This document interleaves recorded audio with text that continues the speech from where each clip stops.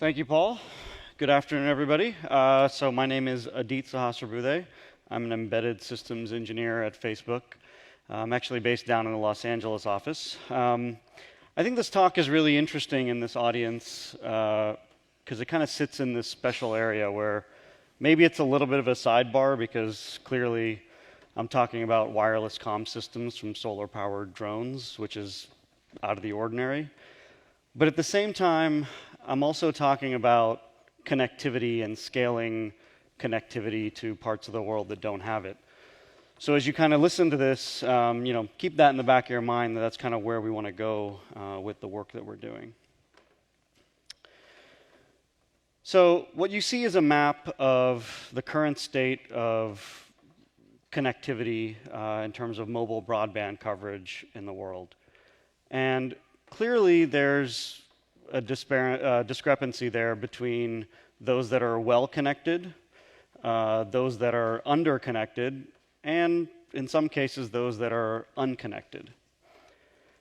Facebook's core mission as a company is to make the world more open and connected. And to help achieve those goals, a few years ago, a group called Connectivity Lab was founded, of which I'm a part of. And our main charter in Connectivity Lab is to develop technology that helps get the approximately 4 billion, with a B, people in the world that are still either unconnected or underconnected. So today I'm going to talk about one of those technology areas that we've been working on and developing to achieve that goal. So this is kind of a picture of our overall backhaul connectivity portfolio that we're working on across Connectivity Lab. On the left side there, you see kind of the urban environments. And actually last year at this event, and also 2 weeks ago at F8, we talked about Terragraph, which is our 60 gigahertz mesh network for urban environments. On the right side, you see satellite connectivity. And there's been some press about some agreements that we've had with satellite operators to provide connectivity in areas. People know about the SpaceX satellite that blew up on launch, and that was, yeah. So the center portion, though, is what I'm going to talk about today. And the UAVs specifically, so the Aquila solar-powered drone, has been advertised a lot. And I'm not going to touch too much on that part specifically. What I'm going to talk about instead are the actual wireless comm systems that we're developing for the airplane itself. So when we think about trying to put together a UAV network for delivering rural backhaul, we got to first start with, what is the actual architecture that we need in this system? What are the links that we need to actually serve this population? So if you think about an urban environment or semi-urban, let's say there's a fiber pop in some relatively densely populated area with a rural area to the outskirts of it, right? So your typical urban, suburban type of landscape. So how do we take this fiber pop and extend that out to this rural network? So the first thing we clearly need is a gateway link, right? So we need to be able to take access from this fiber pop and send it to one of the airplanes in this network. The next kind of link we need is a user link, right? What's the point of this if we're not serving users? So from the airplane down to the ground, we want a set of links that are actually serving CPEs on the ground. And lastly, we want to be able to extend this network from one airplane to another. So we have crosslinks between these airplanes that we're also developing. So now that we know the types of links that we want, right, how do we go about choosing what the correct technology is for each of these segments? So we like to joke in Connectivity Lab, because we deal so much with wireless comm, that we love all photons. We don't care whether you consider a photon to be a wave or a particle, or what wavelength or frequency it is. If it does the job for what we need to do, we're going to use that photon for the purpose that we need. So let's pick a photon. Oh boy, okay, that's quite an overwhelming picture, right? I I actually personally think it's a really beautiful picture because it really captures how important wireless comm is to our world now and how much we have done with it. It's really amazing kind of all the different ways in which we use it. So as we look at what are the different bands in here that we might want to use, let's orient ourselves a little bit. So clearly, these couple bands are very well known by everyone, right? So these rows are on a log scale, AM radio in the hundreds of kilohertz that we used to use more than we do now. That UHF band that we all know and love and use almost 24/7 for our cell phones and Wi-Fi and all the gadgets that we love.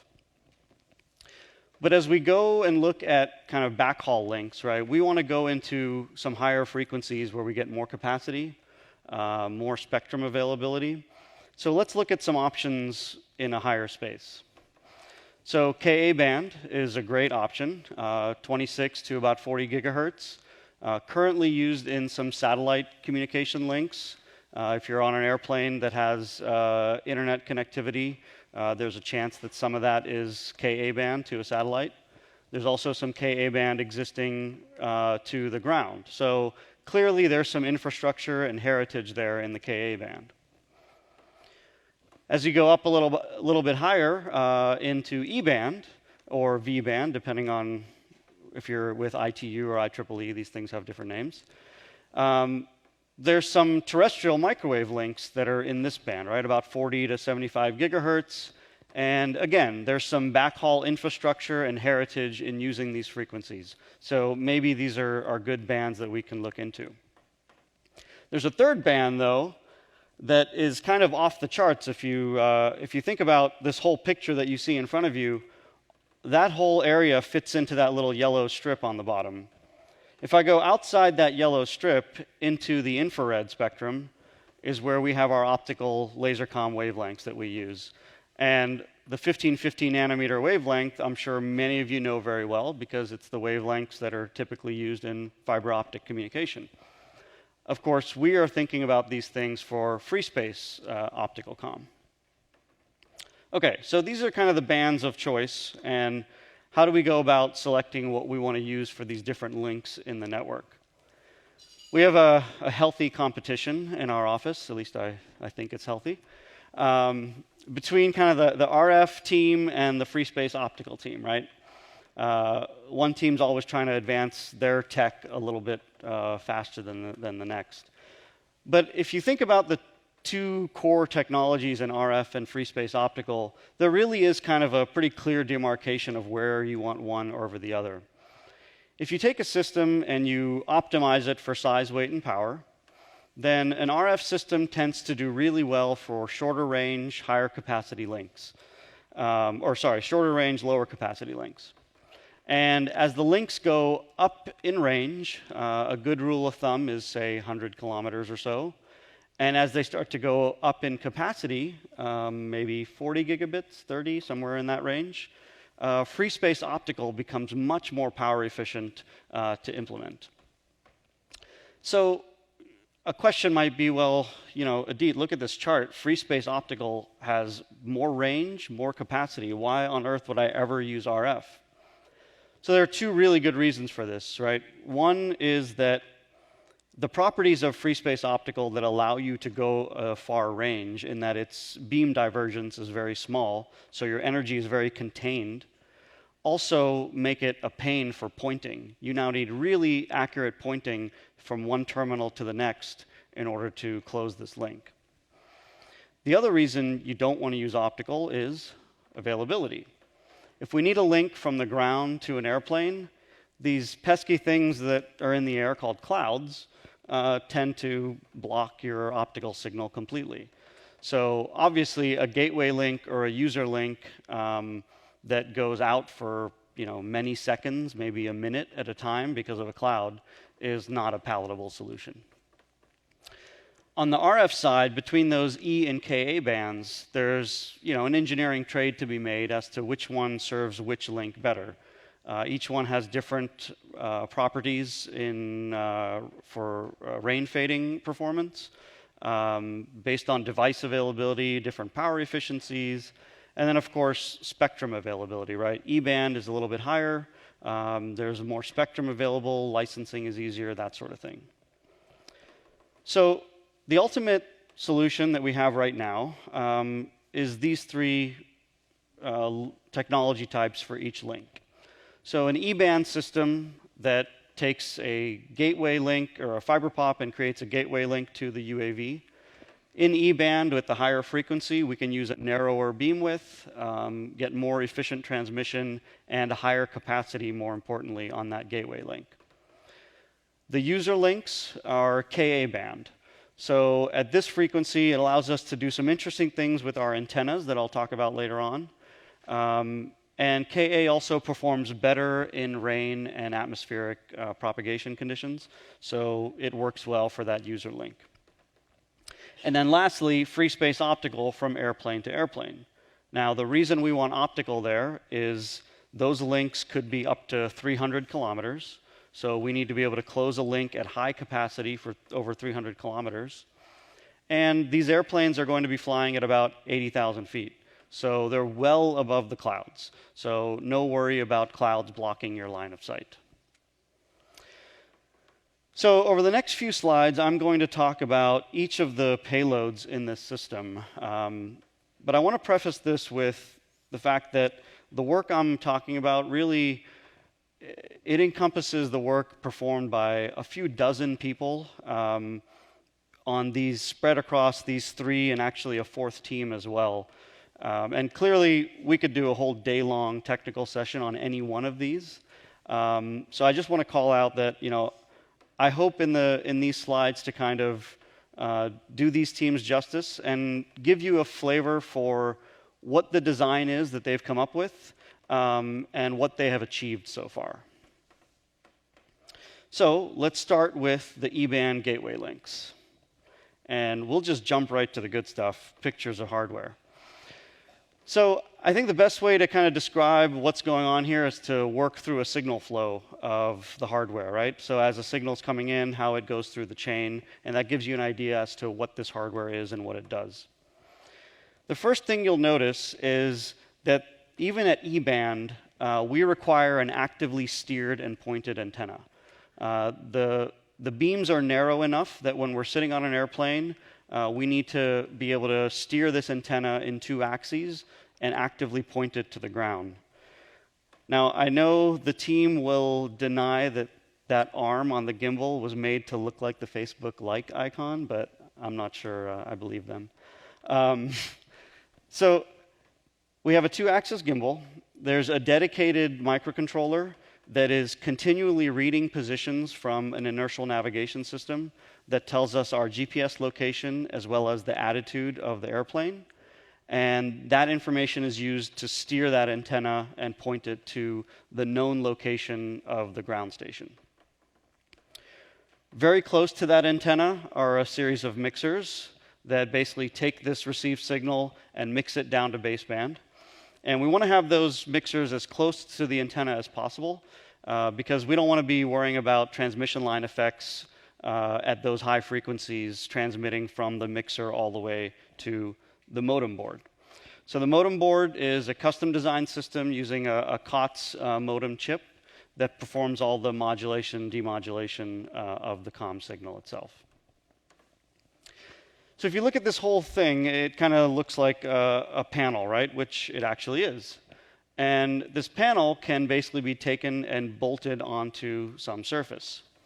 So just recently, this team finished bolting this onto an airplane. So you'll see below that Cessna aircraft, you'll see the actual payload mounted there. The radome sticking out underneath is where that antenna on the previous slide sits inside there. And the ground station on the right is, again, a pretty large, actively steerable antenna that's tracking the location of the airplane. So this team's done some really amazing work. They recently did a world's first 16 gigabit per second link over 10 kilometers from a Cessna in the air to the ground station. And through their work, one of the things that we really need to do for these payloads is minimize mass and power, since we're sitting on a solar-powered airplane eventually. So they're using some well-known techniques in the RF world, like digital pre-distortion. For anyone here who knows power amplifiers, they tend to have nonlinear responses to input power ranges. And that can create kind of spurs and noise in your RF signal.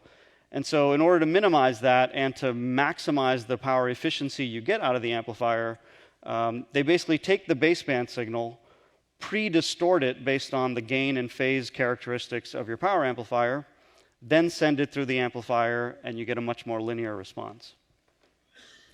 The other thing that they've pioneered is a technique called post-amplification carrier aggregation, which is a lot of words there, but basically, traditionally, when people have multiple high-rate streams at baseband, they tend to combine those streams at baseband and go through a single power amplifier for transmission. This team basically realized that they can use multiple power amplifiers, each operating at a higher efficiency, and basically amplify each baseband stream, and then use a carrier aggregation method in the analog domain to actually combine these signals before transmission. Lastly, the one thing they also proved in this link is the fact that in these E-band frequencies, you can actually use two different polarizations over your same aperture. So what they're able to do is basically over this same link, they take a part of their signal and they polarize it in a right-hand circular fashion and another part in a left-hand circular fashion. And they actually prove that in the E-band range, you can still receive that signal and discriminate the two polarizations into separate streams. And this is effectively almost giving them double the capacity in this band that they're using, which is one of the ways they've been able to achieve such high data rates in this link. OK, so let's move on to the next part of the network, which is the user links from the airplane to the ground. So in these pictures, you'll notice some similarities and some differences between the last system. So first thing you'll notice is that there is only one dish antenna, and that's the CPE antenna on the ground. This dish antenna looks very different from the previous one, right? It's a lot smaller, a lot lighter. And other than the fact that this is a different frequency band we're using, so certainly the characteristics of the antenna are different than previously, the other reason you want this antenna to be kind of a lighter, cheaper system is if this link is serving multiple ground stations, you don't want to have to create 20, 30 expensive large ground antennas to serve your users. The cheaper you can make these antennas and the more easily deployable they are, the better, which is why that antenna is so much smaller. The other thing you'll see is no dish antenna on the airplane side, on the other hardware. All you see is the PAA, which is a phased array antenna. So Ka-band frequencies allow us to use phased arrays, which basically give us a way to actively steer our signal without actually using a mechanical gimbal. So a phased array, for those that don't know, is basically a patch antenna with multiple elements in the antenna. Each of those little squares that you see has a phase shifter that sits behind it. And that phase shifter is electronically controllable to adjust the phase at each element. And what that does is when those phases are adjusted, it allows you to form your beam into a particular shape that you want. And so you can literally electronically point your antenna in different locations. And obviously, you can do this much faster than you can point a steerable gimbal. So it has a number of advantages, which I'll talk about on the next slide. But the one thing you need now if you have a PAA is you need a PAA controller. So similar to the other system, in the top right, you'll see an inertial navigation system that the controller uses to get airplane location and attitude information. And it uses that info to electronically steer the beam coming out of the PAA. And then similar to the E-band link, we have a custom designed modem board with an off-the-shelf modem chip on it to perform all the comm modulation and demodulation of the signal. So what has this team done so far?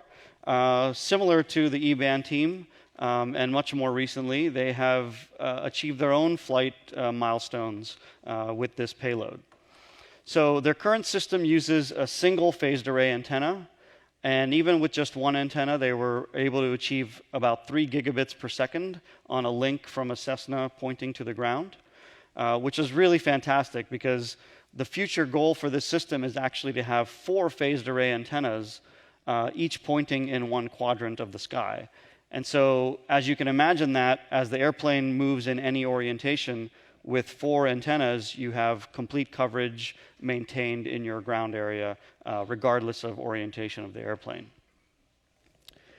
So the other thing that the phased array allows them to do is serve multiple ground segments using a TDMA scheme. So they can basically time division multiple access their links to the ground terminals and turn these links on and off very quickly with an electronically steerable antenna, something you wouldn't be able to do with a mechanically steered gimbal. You wouldn't be able to do it fast enough to be able to serve your users effectively. The other thing these guys were able to prove with their flight test is the pointing accuracy needed by the ground station. So using a TT&C low-rate RF link, the ground station basically knows the position of the aircraft. And they were able to prove that they can open-loop point that ground antenna that you see to the airplane, perform a conical scan in that region to maximize the power and the pointing accuracy, and then maintain that position to actually close the link at 3 gigabits per second. OK, and let's move to the last portion of this network architecture, and that's the crosslink, the free space optical crosslink from airplane to airplane.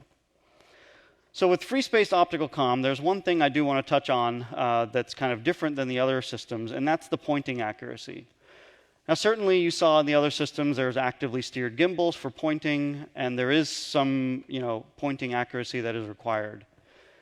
But the level of pointing accuracy we talk about for laser comm is kind of at a different order of magnitude. So this system is designed to close a 100 gigabit per second link over a 300 kilometer range. And the way we actually track these beams from one terminal to the next uses 2 stages of pointing. The picture on the left is the optical gimbal, and that basically contains a 2-axis controlled front-end optics that allows us to, again, using an inertial navigation system, allows us to coarsely point this gimbal to the other opposing terminal, whether it's on the ground or in the air. And then once the front-end optics capture all this light, they focus that light down to a quadrant detector. So what's a quadrant detector? It's basically a pixel array. In all of our cell phones, we have, thousands of pixels by thousands of pixels? We have 4. So we use a 2x2 quadrant detector. And as you can see in a cartoon on the picture on the right, if we detect more energy in one of these quadrants, we know that our error signal is off in some direction, and we adjust a mirror to move the beam back into the center. The amazing thing is that these quadrant detectors are 1 millimeter in diameter, and the light that we focus onto that quadrant that we track with is focused down to 100 microns, so a tenth of that diameter. And this system allows us to achieve the required pointing accuracy that we have of 10 microradians. Now, you might say, fine, 10 microradians sounds like a really small number. That sounds impressive. But what is 10 microradians, right? None of us really thinks in radians, let alone microradians. So I want to give you a sense of kind of what 10 microradians really is. So suppose I'm standing in Los Angeles with a laser pointer, and I need to point that laser to New York City. OK, that seems kind of difficult, right? New York City is 3,000 miles away. That's not an easy task. But you can say, OK, New York City is pretty big, right? I can hit this entire area of New York City. That doesn't seem so difficult. So it's not just New York City that we would have to hit with this 10 microradians. It's actually the Statue of Liberty. And to go further, it's actually not the Statue of Liberty, but 10 microradian accuracy is like standing in Los Angeles with a laser pointer and having it be able to track and hold on the torch on the Statue of Liberty. So that gives you a sense of kind of the difficulty of this problem. So what's all the hardware involved to accomplish this? So you saw on the left earlier the optical module, which contains the front-end optics that gathers the light and focuses it down to our quadrant detectors. In order to control all of these systems, we have a bunch of electronics consisting of an ARM plus an FPGA for the real-time control. We basically have to adjust these mirrors at over 15,000 times a second in order to maintain our tracking in the presence of vibration of the airplane, as well as some other effects that I'll talk about later. And then a bunch of ADCs and DACs for the various control and readout signals for the quadrant detectors. Once we have that light focused, though, it's still in free space, right? We need to get that light into a fiber in order to actually perform our COM modulation and demodulation on it. So in that optical module, there's a separate tracking loop that takes this light and stuffs it into a fiber, and it's actively steering this light into that fiber as well. So once it's in the fiber, we go to a fiber tray, which inside this is a few components that I'm sure many of you know, which are an erbium-doped fiber amplifier, right? EDFA is commonly used in data centers for amplifying optical signals in fiber. Well, we use the same types of things in this system. Once that light is in there, we amplify it to condition it either for transmit or receive. And then lastly, once it's conditioned, it goes to our network interface board where we actually perform the modulation and demod using 100 gig coherent transceivers that, again, are typically used for telco industry. And we kind of came up with this scheme to be able to use them for free space optical comm. Achievements for this team. So kind of on the same path as some of the other teams that I just mentioned earlier. So far, what we've proven is that we can close this link terrestrially from 2 stationary locations, 13 kilometers apart. We've achieved about 80 gigabits per second on this free space optical link from ground to ground. And you might say, well, you were talking about all this pointing stuff. How hard is it to point just on 2 stationary things, right? You just hit each other and find your signal, and then you just stay there, right? So for an RF system, yes, that's absolutely true. You can do that. For an optical system, however, you can't do that. The picture you see on the right is taken from an infrared camera that has a sheet covering our terminal, so it can actually image the wavefront that's hitting our system. And you'll see that that wavefront does not look nice, right? It's super gnarly. And though we're traveling just through the atmosphere on a stationary system, there's an effect in these frequencies called scintillation. And we all have noticed it. If we look at a hot road out in the distance, you'll see kind of the glittering effect of the air above the road. That's all scintillation. Basically, you get varying densities in the air, which act as tiny lenses to your wavefront as it's traveling through the air. So this nice Gaussian wavefront that left your transmit terminal arrives with all these phase distortions across that wavefront. And when presented to the receiver, these phase distortions look like intensity variations, which would cause you to track, off of where you actually think you are. So even in a stationary environment, we have to have high-rate active tracking loops to track out this scintillation effect. So we've proven that we can do this from the ground. And as you'll see in the picture on the left there, we're currently preparing for a flight demonstration to actually stick this gimbal under an airplane and do the same type of thing at 17,000 feet or so. Okay, so we have these 3 payloads, and we want to put them into a network now. So what does this network potentially look like? So if you think about the E-band gateway links and the optical crosslinks, they're kind of, they provide a transport network, right, for these user links to the ground. And clearly, because of size, weight, and power restrictions, doing stuff like IP routing on the UAV is out of the question. So a simple answer to how we would route is to use IPv6 segment routing, where at the ingress to the network, the path through the network is known, and each node in this network basically passes it along to the next. And we think that should work well. The other challenge we have to face is outages. So even though this optical link is sitting above the clouds, we now have two moving platforms, and you still have this scintillation effect that I talked about even at high altitude. So you're always going to have pointing errors, and these pointing errors in your optical link will cause outages in your channel. And these outages can be on the order of 5 to 10 milliseconds. And so what this does is basically creates this block outage in your stream where you're just dropping a whole series of packets.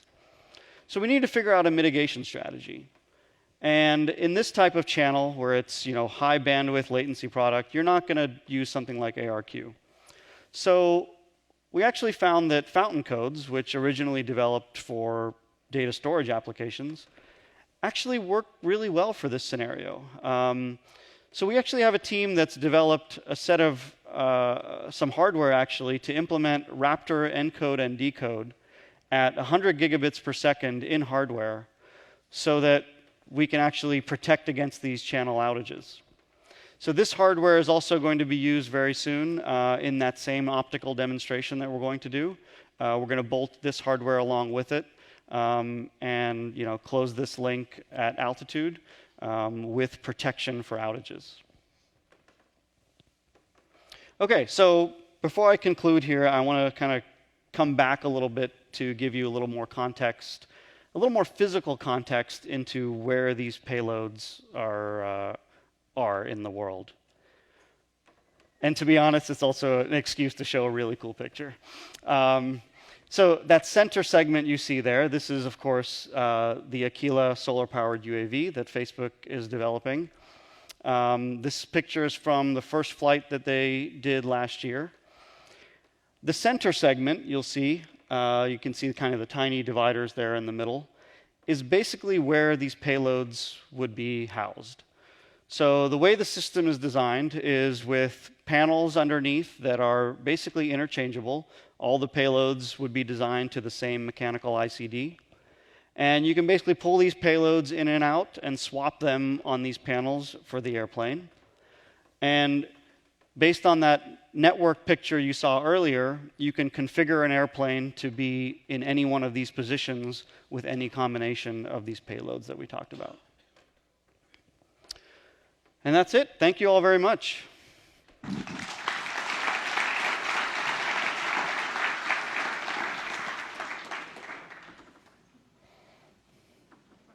Questions? Hi. So I had a very interesting talk. Thanks for that. Sure. I had a question. What prompted you to have a heterogeneous radio choice in terms of E and K? Why couldn't you go with a symmetric band going up and coming down? So there's some interesting considerations for that band, for those links. One of the main challenges is really spectrum. And that's one of the biggest things that our team is trying to figure out is what's the right spectrum to use, not just from a tech perspective, but also from a regulatory perspective. Licensing is not the easiest thing to do. So we have to always balance kind of the engineering tech side and the licensing side. Good question here. So that 10 microradian thing was really impressive. I was wondering, at that kind of altitude and the airplanes and kind of turbulence, how would that work out? Yeah, so that's a great question. Those are definitely things we have to worry about. So as we design this system, right, you basically have a pointing budget that you that you calculate, similar to a link budget for just kind of a comm link. You basically say that I need to point with this much accuracy, and I have to be able to overcome vibration of the airplane, inaccuracy in my measurement of where I am, as well as this atmospheric scintillation. And so you basically have to design tracking loops to suppress these different effects at the different frequencies at which they occur, and basically work through your pointing budget to make sure your tracking loops can give you the budget that you need to actually close the loop. The introduction of the EDFA amplifier, what affects the signal-to-noise ratio, right? Does it degrade the signal when it's through an air media rather than the fiber optic? That's a good question. So I'll admit I'm not, probably not my area of expertise. So we definitely have enough link margin to be able to close the link, and we get the dynamic range is really high.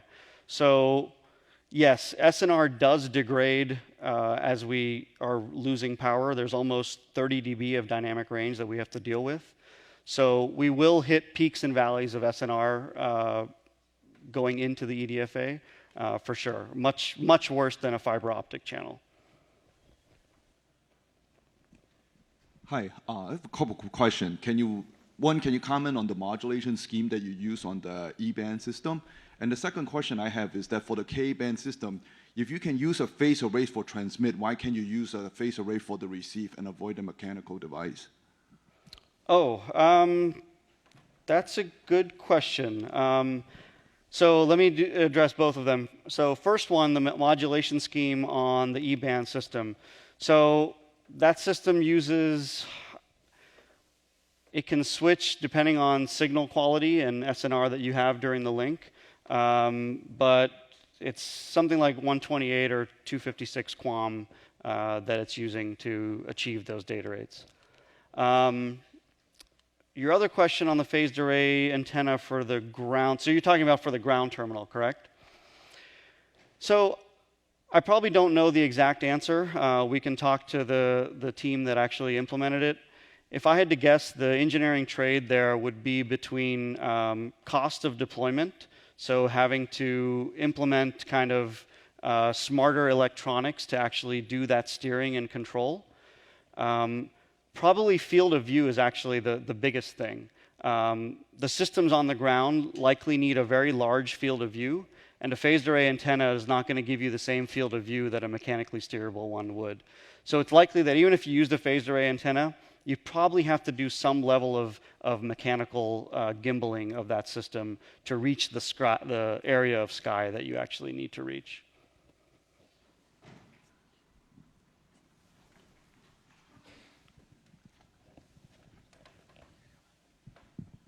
I guess you want to use as much of this transmission capacity to actually delivering things to the eyeballs that are sitting out there in these rural areas. Does this mean that you will kind of have self-contained, self-sustainable networking architectures on the ground station, taking care of users, authorizations, and whatever is part of like mobile networks today? Yeah, so I mean, some of your questions are probably kind of the authentication, all this stuff you're talking about are probably a little far out for kind of where we're thinking right now.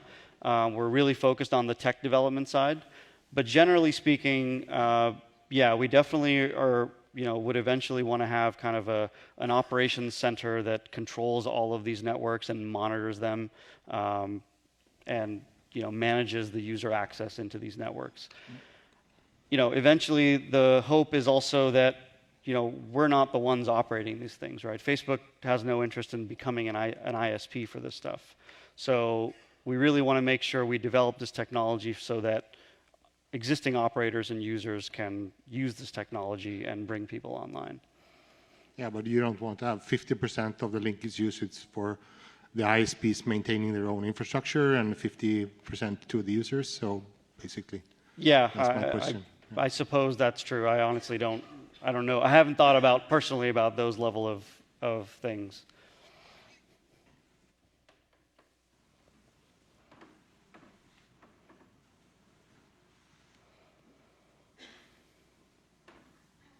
No one else? All right. Anything else? All right. All right, thanks. Thank you all very much.